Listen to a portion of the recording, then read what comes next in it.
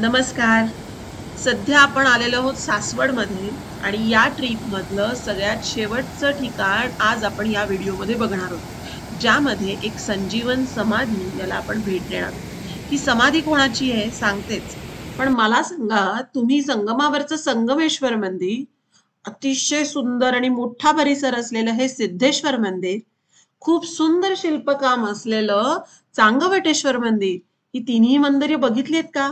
नसतील तर नक्की ते देखील व्हिडिओ बघा. तर त्याच्या लिंक डिस्क्रिप्शन मध्ये आहे, ते जाऊन नक्की बघा. तर आपण आज आलेले आहोत सोपान काकांच्या समाधीच्या इथे. सोपान काका कोण हे जर तुम्हाला माहिती नसेल तर त्याची गोष्ट मी पुढे सांगणारच आहे.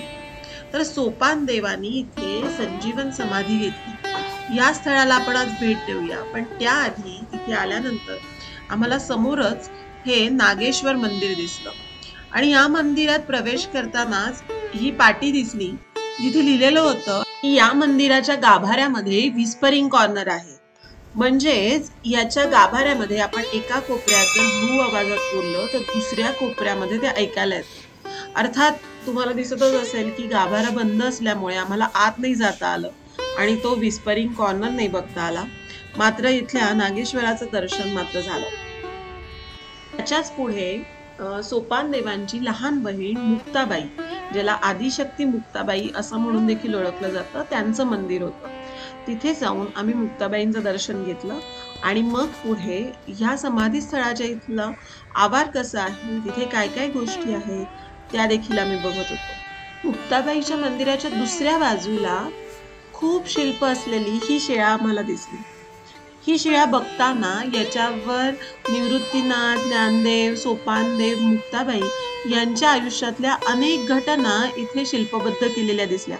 यामधले ही भिंत चालवलेली घटना आठवते का? चांगवटेश्वर मंदिराला आपण जेव्हा भेट दिली तेव्हा मी ही गोष्ट तुम्हाला सांगितली होती.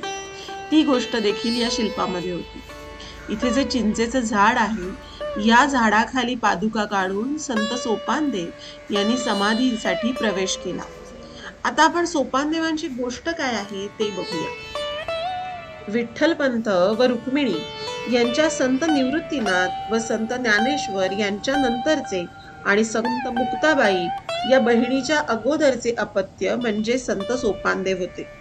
आई वडिलांनी देहत्याग केला त्यावेळी ही भावंड खूप लहान होती.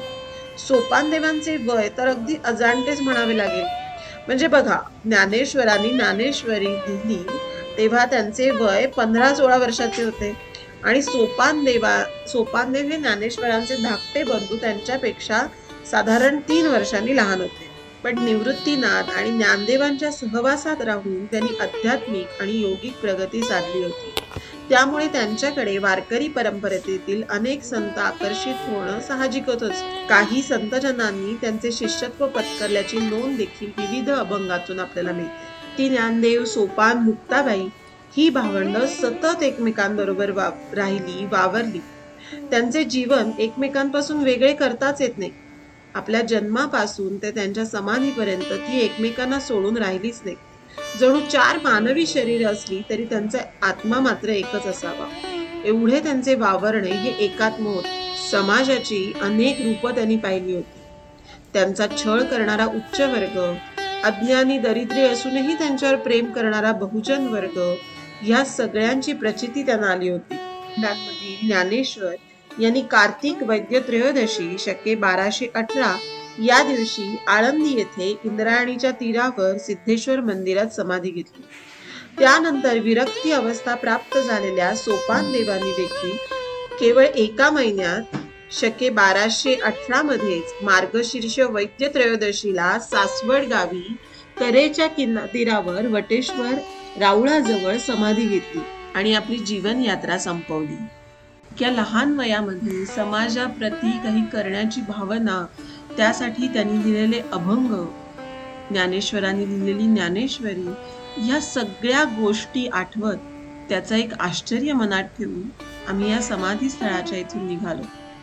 अशाच वेगवेगळ्या जागा आणि वेगवेगळ्या गोष्टी जर तुम्हाला जाणून घ्यायच्या असतील तर पूर्वा सुरजला नक्की सबस्क्राईब करा, कारण या गोष्टीच असतात ज्या मनाला शांतता देतात.